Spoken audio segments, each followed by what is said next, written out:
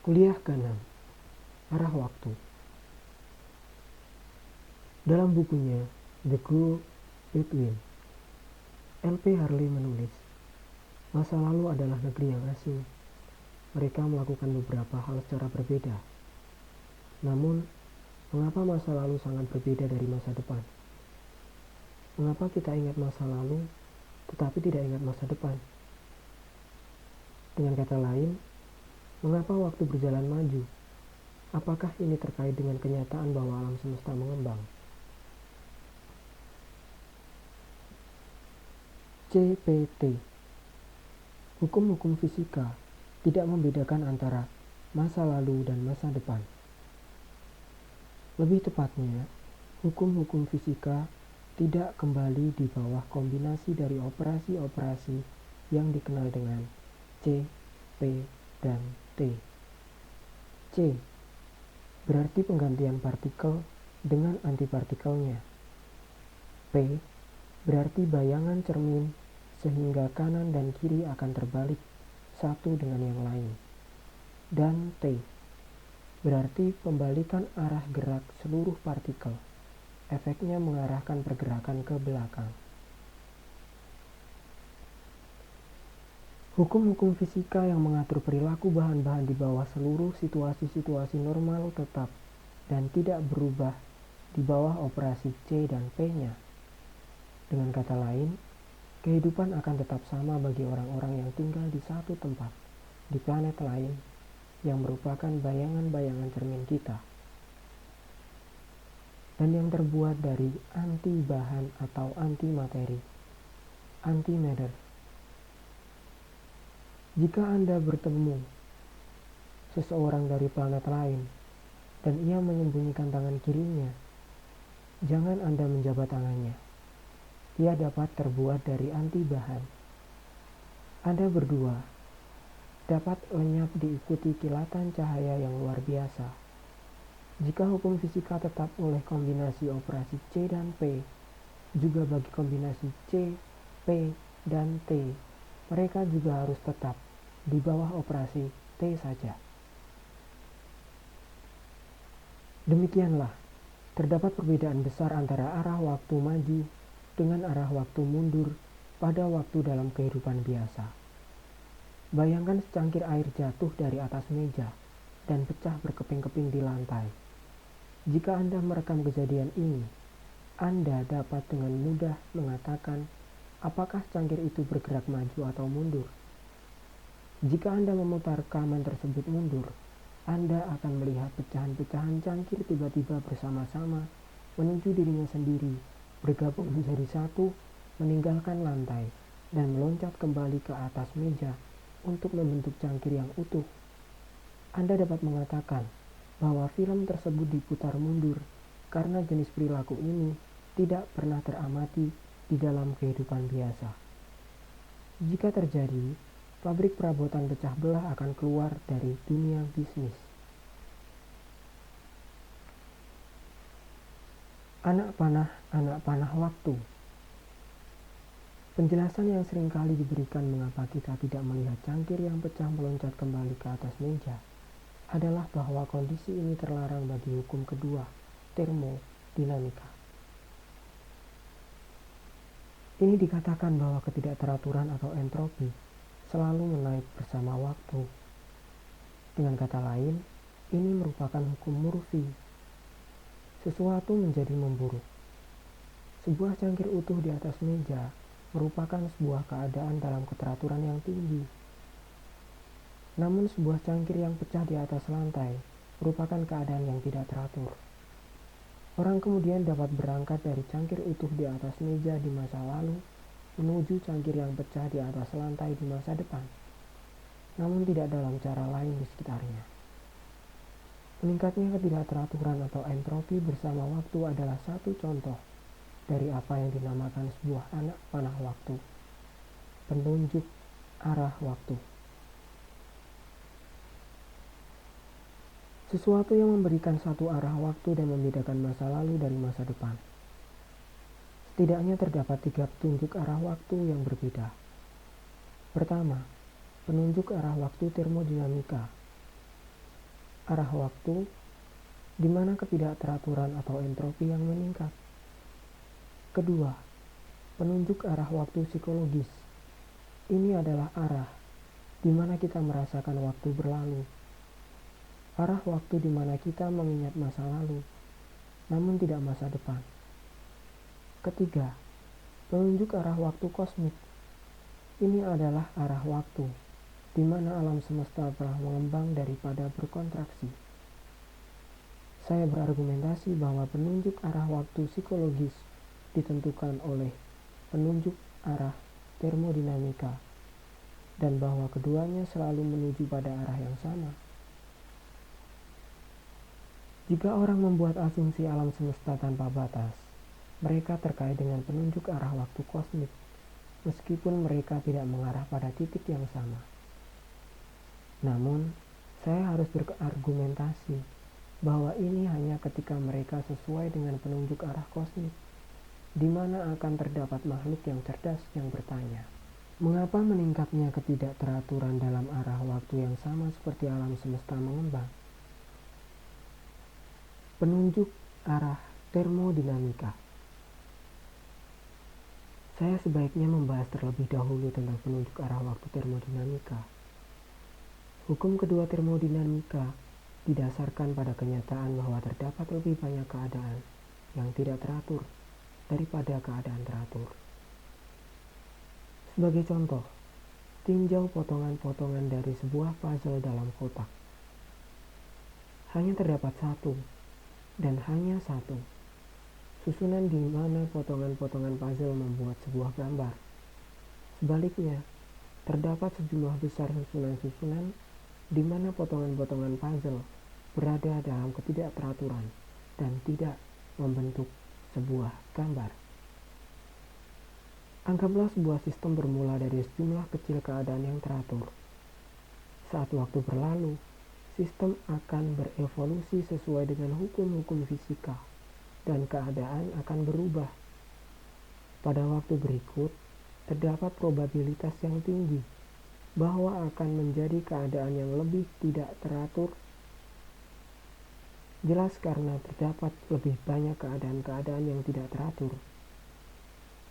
Demikianlah, ketidakteraturan akan meningkat bersama waktu jika sistem mengikuti kondisi awal dengan keteraturan yang tinggi. Anggaplah potongan-potongan dari puzzle bermula dari sebuah keadaan yang teratur, di mana potongan-potongan itu membentuk sebuah gambar. Jika Anda menguncangkan kotaknya, potongan-potongan tersebut akan berada dalam susunan yang lain. Kondisi ini berpeluang menjadi sebuah susunan yang tidak teratur, di mana potongan-potongan tersebut tidak membentuk sebuah gambar yang seharusnya.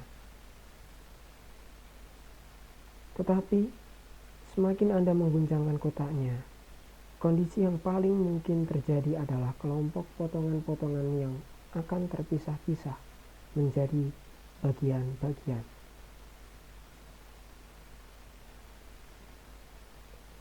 Potongan-potongan itu selanjutnya akan berada dalam keadaan yang kacau dan tercampur tidak teratur, dan tidak satu pun membentuk sebuah gambar. Demikianlah ketidakteraturan dari potongan-potongan kemungkinan akan meningkat terhadap waktu jika potongan-potongan mengikuti kondisi awal yang bermula dari keadaan dengan keteraturan yang tinggi. Namun, anggaplah bahwa Tuhan memutuskan bahwa alam semesta harus berakhir pada waktu yang jauh dalam sebuah keadaan yang sangat teratur. Namun Tuhan tidak mempermasalahkan dalam keadaan apa alam semesta bermula. Kemudian, pada awal waktu alam semesta akan mungkin berada dalam keadaan yang tidak teratur, dan ketidakteraturan akan menurun bersama waktu. Anda akan memiliki cangkir yang pecah, berkumpul dengan sendirinya bersama-sama, dan meloncat kembali ke atas meja. Namun beberapa orang yang mengamati cangkir akan hidup dalam sebuah alam semesta yang berada dalam keadaan tak teratur yang menurun bersama dengan waktu. Saya harus mengargumentasikan bahwa manusia yang demikian akan memiliki penunjuk arah waktu psikologis yang mundur. Dalam hal ini, dari sana mereka akan ingat untuk waktu yang setelahnya dan tidak akan ingat apapun pada waktu awal. Penunjuk arah psikologis. Ini alasan lebih sukar untuk berbicara tentang ingatan manusia, karena kita tidak tahu bagaimana detail otak bekerja. Meskipun demikian, hal ini kita lakukan karena kita tahu tentang bagaimana memori komputer bekerja. Dengan alasan ini, saya harus mendiskusikan penunjuk arah waktu psikologis bagi komputer. Saya pikir akan masuk akal untuk mengasumsikan bahwa penunjuk arah bagi komputer sama dengan bagi manusia. Jika tidak, orang dapat memperoleh keuntungan dengan mengubah persediaan dengan mempunyai sebuah komputer yang akan mengingat harga-harga saham di masa depan. Sebuah memori komputer didasarkan pada beberapa komponen yang dapat berada dalam satu keadaan dari dua kemungkinan keadaan. Satu contoh dari kondisi ini adalah loop kawat superkonduktor. Jika terdapat sebuah arus listrik mengalir di dalam loop, arus akan terus mengalir karena tidak terdapat hambatan. Sebaliknya, jika tidak terdapat arus yang mengalir, loop akan terus berada dalam keadaan tanpa arus. Orang dapat menandai dua keadaan memori tersebut dengan 1 dan 0.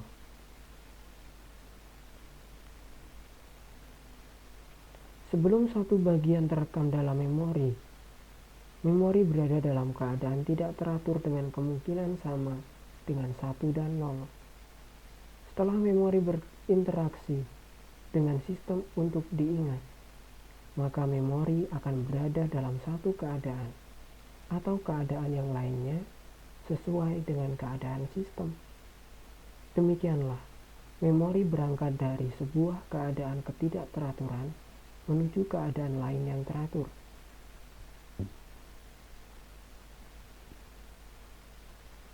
Namun untuk meyakinkan bahwa memori berada dalam keadaan yang benar, menjadi keharusan untuk menggunakan sejumlah energi tertentu. Energi ini didisipasikan sebagai panas dan meningkatkan angka ketidakteraturannya di dalam alam semesta. Orang dapat menunjukkan bahwa peningkatan ketidakteraturan lebih besar daripada peningkatan orde dari memori. Demikianlah, ketika komputer merekam sebuah bagian dari komputer, jumlah total dari ketidakteraturan alam semesta meningkat. Arah waktu di mana sebuah komputer mengingat masa lalu sama seperti ketidakteraturan meningkat. Ini berarti bahwa pemahaman subjektif arah waktu menunjuk arah waktu psikologis kita ditentukan oleh penunjuk arah waktu. Termodinamika.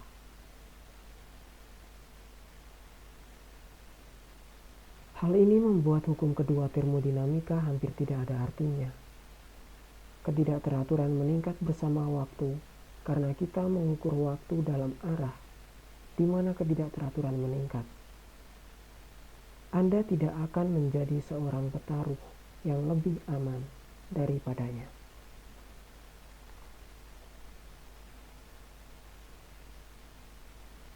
Kondisi-kondisi alam semesta dengan tapal batas. Mengapa alam semesta harus berada dalam keadaan satu orde keteraturan yang tinggi pada akhir waktu, yang disebut sebagai masa lalu?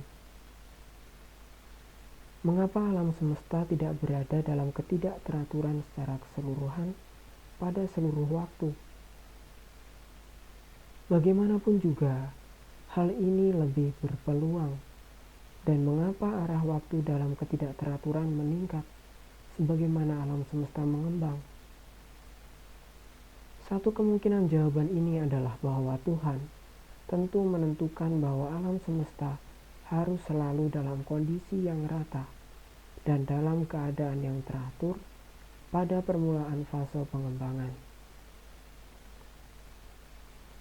Kita tidak harus berusaha memahami mengapa atau mengajukan pertanyaan tentang alasannya, karena permulaan alam semesta merupakan hasil karya Tuhan.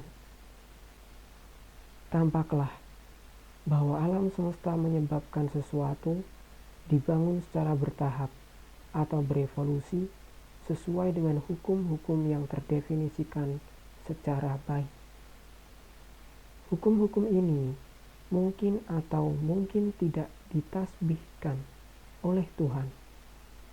Namun tampaknya bahwa kita akan dapat menemukan dan memahami hukum-hukum itu.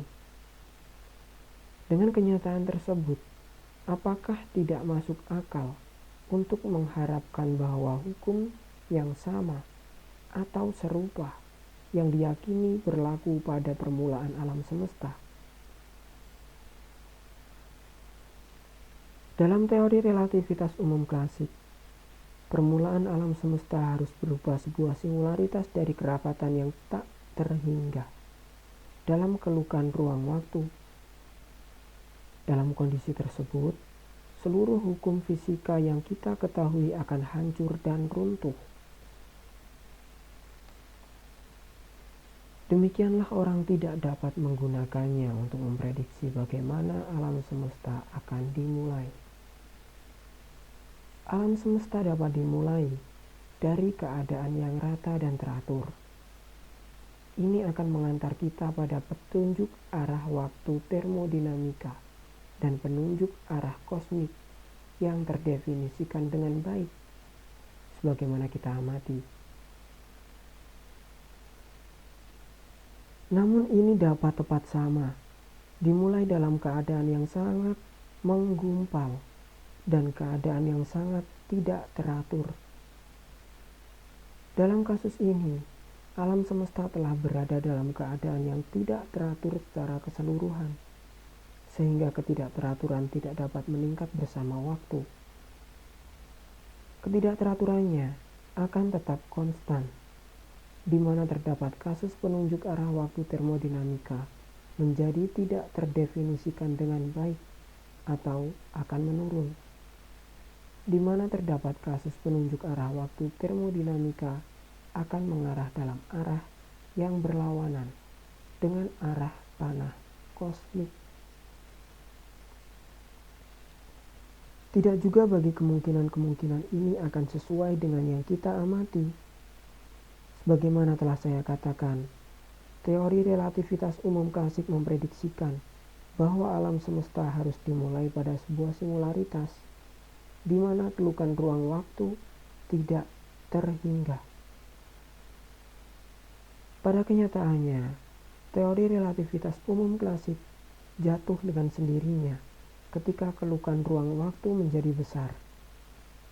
Pengaruh gravitasi kuantum akan menjadi penting, dan teori klasik tidak dapat lagi menjadi pendeskripsi yang baik bagi alam semesta.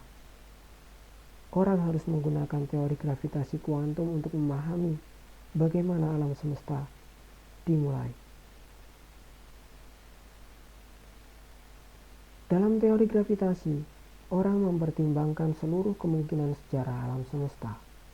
Terkait dengan sejarah, terdapat sejumlah pasangan.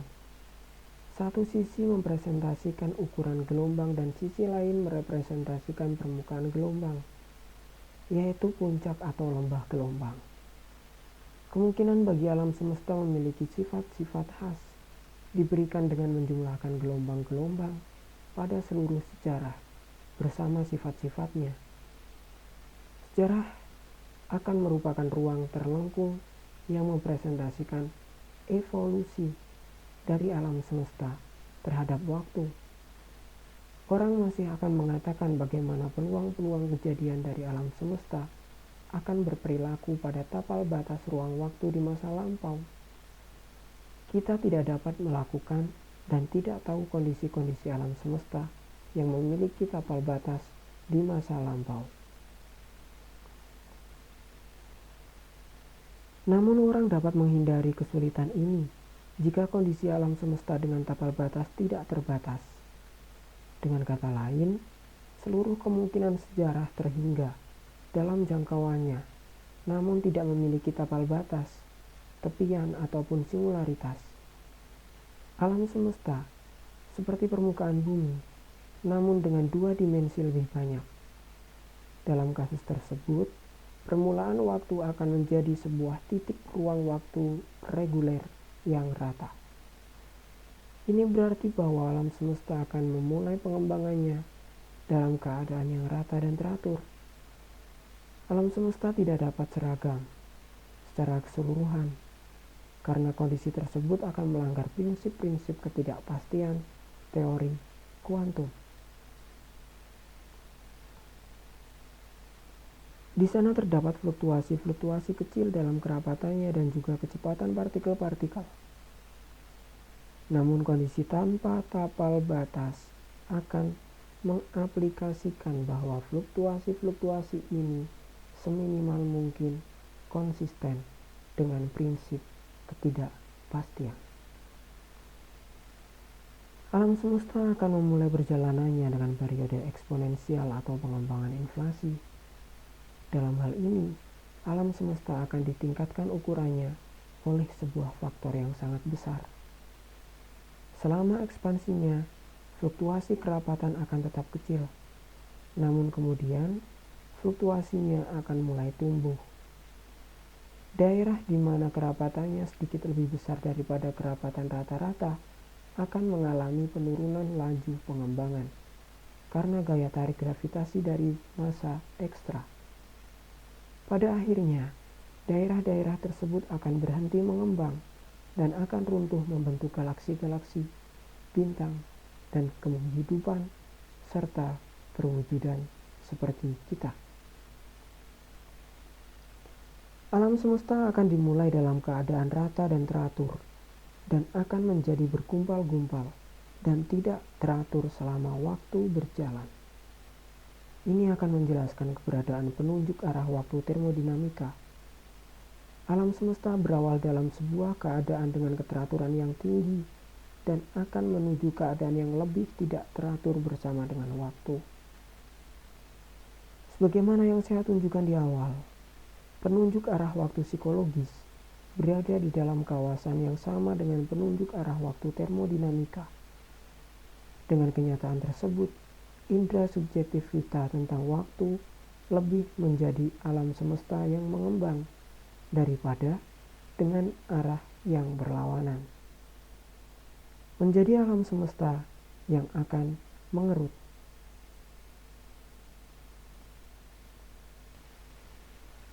Apakah penunjuk arah waktu berbalik? Apakah yang akan terjadi jika dan ketika alam semesta berhenti mengembang dan mulai mengerut? Akankah penunjuk arah termodinamika berbalik dan ketidakteraturan mulai menurun bersama dengan waktu? Ini akan mengantar kita pada sekumpulan serupa cerita fiksi ilmiah, seperti kemungkinan bagi orang yang tetap hidup dari fase pengembangan menuju fase pengerutan. Akankah mereka melihat cangkir yang pecah tersusun kembali menjadi cangkir yang utuh dan meloncat kembali ke atas meja? Akankah mereka dapat kembali ingat harga-harga saham masa depan dan membuat peruntungan pada persediaan pasar? Hal ini dapat nampak sedikit teoretis untuk mencemaskan perihal apa yang akan terjadi jika alam semesta kembali mengerut. Seperti misalnya alam semesta itu tidak akan mulai mengerut setidaknya untuk 1 miliar tahun lagi. Namun terdapat jalan yang lebih cepat untuk mencari tahu apa yang akan terjadi, melompat ke dalam lubang hitam. Pengerutan pada sebuah bintang untuk membentuk sebuah lubang hitam lebih mirip tahapan berikut dari pengerutan seluruh alam semesta. Demikianlah jika ketidakteraturan menurun dalam fase pengerutan alam semesta. Orang dapat juga mengharapkan ketidakteraturan menurun di dalam lubang hitam, sehingga mungkin seorang astronot yang jatuh ke dalam lubang hitam akan dapat memperoleh uang melalui permainan roulette dengan mengingat di mana bola akan menuju sebelum ia meletakkan taruhannya. Namun sayangnya, astronot tersebut tidak akan bermain lebih lama sebelum ia menjadi sebentuk spaghetti karena medan gravitasi yang sangat kuat. Ia juga tidak akan mampu menyampaikan pada kita tentang pembalikan penunjuk arah termodinamika atau meski menyimpan kemenangannya karena ia akan terperangkap di belakang horizon peristiwa dari lubang hitam. Pada mulanya, saya percaya bahwa ketidakteraturan akan menurun ketika alam semesta kembali mengerut.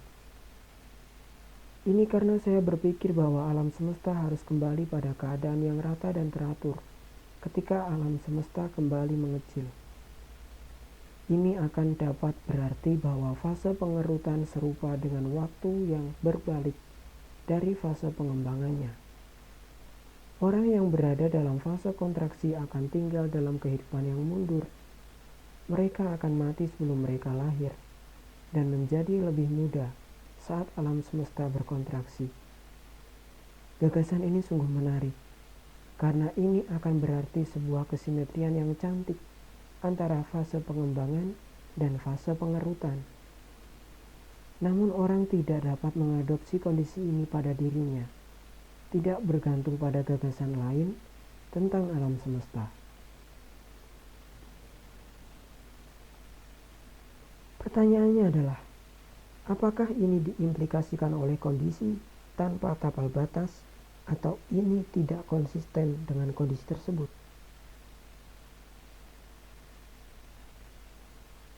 Sebagaimana telah saya sebutkan, pada mulanya saya berpikir bahwa kondisi tanpa batas pada kenyataannya mengimplikasikan saat terjadi fase kontraksi, maka ketidakteraturan akan menurun. Ini didasarkan pada pekerjaan model alam semesta sederhana, di mana fase pengerutan terlihat seperti waktu yang terbalik dari fase pengembangan. Namun seorang kolega saya, Don Page, menegaskan bahwa kondisi tanpa batas atau tanpa tapal batas tidak harus memerlukan fase kontraksi sebagai pembalikan waktu dari fase pengembangan. Lebih jauh, salah satu siswa saya, Raymond Leflam, menemukan bahwa dalam sebuah model yang sedikit lebih rumit, keruntuhan alam semesta berbeda dari pengembangannya. Saya menyadari bahwa saya telah melakukan kesalahan. Pada kenyataannya, kondisi tanpa batas mengimplikasikan bahwa ketidakteraturan akan terus meningkat selama pengerutan. Penunjuk arah waktu termodinamika dan psikologis tidak akan berbalik ketika alam semesta mulai kembali mengerut atau di dalam lubang hitam. Apa yang harus Anda lakukan ketika Anda melakukan kesalahan seperti itu? Beberapa orang seperti Eddington tidak pernah mengakui bahwa mereka salah. Mereka harus mencoba menemukan hal-hal baru yang seringkali tidak konsisten, argumen-argumen untuk mendukung kasus-kasus mereka. Yang lain menyatakan bahwa mereka tidak pernah sungguh-sungguh sebagai orang yang pertama mendukung sudut pandang yang tidak benar tersebut jika mereka melakukan hal itu hanyalah untuk menunjukkan bahwa hal tersebut tidak konsisten.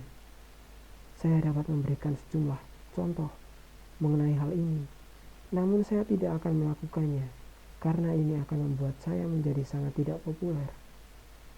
Ini sepertinya terlihat sangat baik dan mengurangi kebingungan jika Anda mengakui secara nyata bahwa Anda telah salah.